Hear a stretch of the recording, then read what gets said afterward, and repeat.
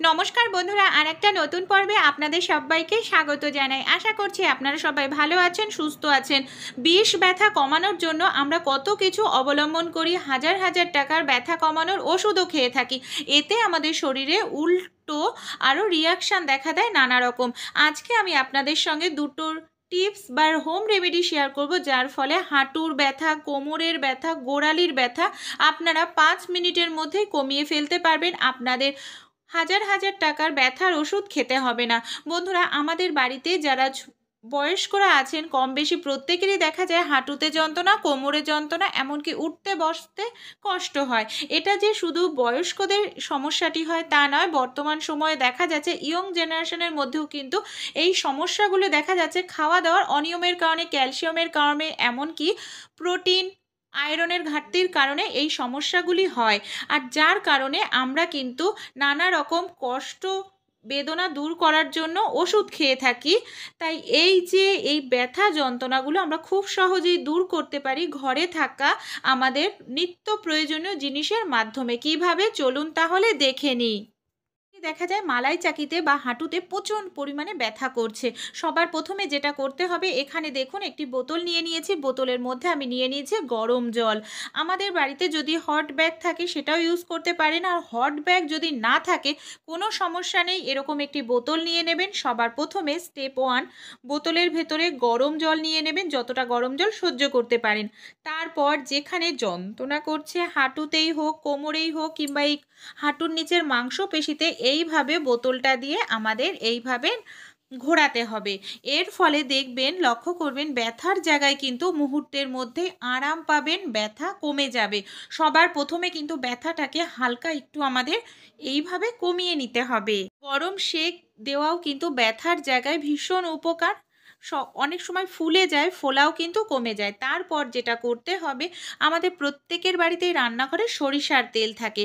এখানে দেখুন আমি কয়েক ফোঁটা সরিষার তেল নিয়ে নিচ্ছি।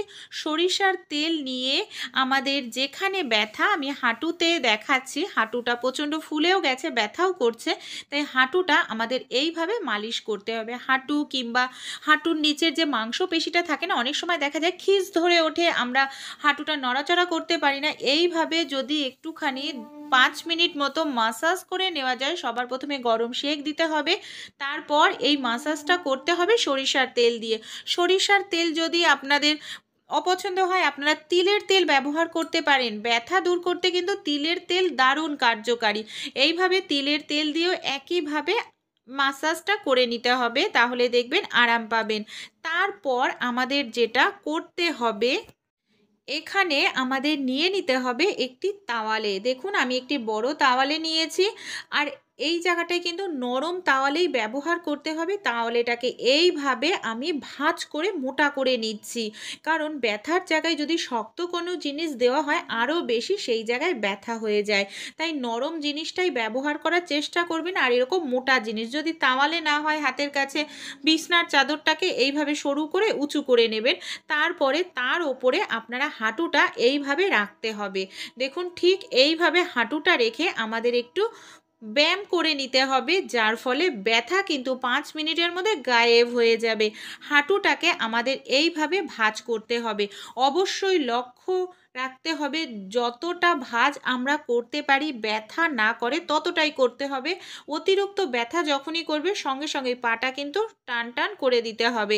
এইভাবে যদি একটু মাসাজ করার পর এইভাবে একটুখানি ব্যায়াম করে নেওয়া যায় 5 মিনিট মতো, তাহলেও কিন্তু হাঁটুর ব্যথাতে দারুণ আরাম পাওয়া যায়। শুধু হাঁটু নয়, হাঁটুর নিচে যে মাংসপেশিটা আছে না, সেখানেও কিন্তু আরাম মেলে। 5 মিনিট অবশ্যই করবেন। চলুন তার পরবর্তী টিপসটি দেখে নিই। এখানে আমি নিয়ে নিয়েছি 1 কোয়া রসুন, সামান্য পরিমাণ আদা। এটাকে এবার কি কাজে ব্যবহার করব, একটি গ্রেটার নিয়ে নেব। গ্রেটারের সাহায্যে আমি এই রসুন আর আদাটাকে গ্রেট করে নিলাম। এবার চলুন গ্যাসের পাশে আমরা চলে যাই। এখানে দেখুন গ্যাসের কাছে আমি চলে এসেছি। এখানে আমি একটি লোহার তাওয়া বসিয়ে দিয়েছি। লোহার তাওয়ার মধ্যে আমি দিয়ে দেব 1 চামচ পরিমাণ সরিষার তেল। এই সরিষার তেলের মধ্যে আমি দিয়ে দিচ্ছি 1 চামচ পরিমাণ নুন, যে নুন আমরা রান্নায় খেয়ে থাকি। তারপর যে আদা আর আমি এখানে রসুনটা গ্রেট করে নিয়েছিলাম, আদা রসুন গ্রেট করাটা আমি দিয়ে দিলাম। এবার এই 3টে উপকরণ তেলের সঙ্গে আমাদের 1 মিনিট মতো খুব ভালো করে নাড়াচাড়া করে নিতে হবে আর তেলটাকে পুরোপুরি গরম করে নিতে হবে। দেখুন 1 মিনিট গ্যাসের ফ্লেমটাকে লোতে রেখে নাড়াচাড়া করেছি, রসুন আর আদার কালারটাও চেঞ্জ হয়ে গেছে আর এর যে উপকারিতা গুণ সেটা কিন্তু তেলের সঙ্গে মিশে গেছে। এবার কি করব, গ্যাসটাকে বন্ধ করে দেব, এই মিশ্রণটাকে একটি পাত্রে বা বাটির মধ্যে ঢেলে নেব। এই মিশ্রণটা কিন্তু গরম অবস্থাতেই আমাদের কাজে লাগাতে হবে, ঠান্ডা করে নিলে কিন্তু হবে না। অনেক সময় দেখা যায় আমরা মহিলারা রান্নাঘরে অনেকটা সময় কাটাই, দাঁড়িয়ে দাঁড়িয়ে রান্না করি কিংবা কোথাও হিলতোলা জুতো পরে কোথাও ঘুরতে যাই, তখন কিন্তু আমাদের গোড়ালিতে প্রচুর পরিমাণে ব্যথা করতে থাকে। শুধু গোড়ালি নয়, পায়ের তলাতেও কিন্তু ব্যথা করতে থাকে। তাই এই ব্যথা যাতে না করে বা ব্যথা হলে খুব সহজেই যাতে চলে যায়, এর জন্য যেটা করতে হবে, এখানে যে আমি তেলটা বানিয়ে নিলাম লোহার তাওয়াতে, এই রসুন আদা আর নুন দিয়ে এই তেলটা খুব ভালো করে পায়ের তালুতে লাগিয়ে নিতে হবে। এই তেলটা কিন্তু আমাদের পায়ের তালুতে রক্ত চলাচলটাকে ভালো করবে, নার্ভকে সচল রাখতে সাহায্য করবে। দেখুন খুব ভালো করে লাগিয়ে নেওয়ার পর এবার আমাদের একটি কাজ করতে হবে।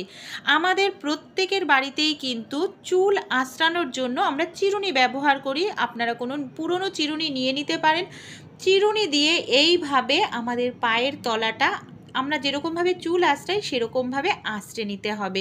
এই চিরুনির যে দাঁতগুলো আছে এগুলো কিন্তু আমাদের পায়ের তলার রক্ত চলাচলটাকে ঠিক রাখবে, নার্ভকে সচল রাখতে সাহায্য করবে।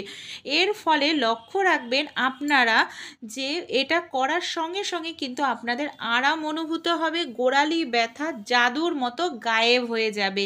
সেই সঙ্গে হাঁটুতেও ব্যথা কিন্তু কমে যাবে, কারণ নার্ভ যদি সচল থাকে তাহলে কিন্তু পায়ের তলার নার্ভটা হাঁটুর সংস্পর্শে এসে হাঁটুর ব্যথাটাকেও কমিয়ে দেবে। বেশি সময় লাগবে না, 2 থেকে 3 মিনিট করবেন বন্ধুরা, অবশ্যই করে দেখবেন। আমি গ্যারান্টি দিয়ে বলছি দারুণ আরাম পাবেন। তারপর আমাকে কমেন্ট করে জানাবেন যে এই টিপসগুলি আপনাদের কিরকম লাগলো। ভালো লেগে থাকলে অ্যাপ্লাই করবেন, আপনাদের বন্ধুবান্ধবদের সঙ্গেও শেয়ার করবেন টিপসগুলি।